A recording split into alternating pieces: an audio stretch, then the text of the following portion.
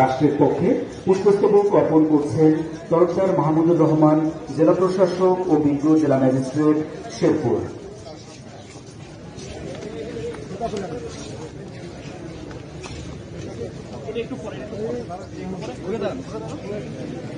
মুক্তিযোদ্ধা সংসদ শেরপুর পুষ্পস্তবক অর্পণ করবেন জেলা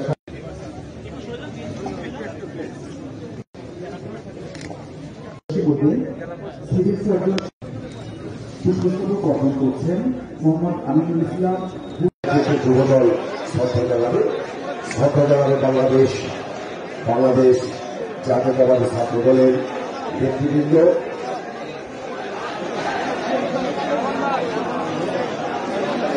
বিএনপির অন্যতম শরিক দল বাংলাদেশ জাতীয়তাবাদী ছাত্র দল, বাংলাদেশ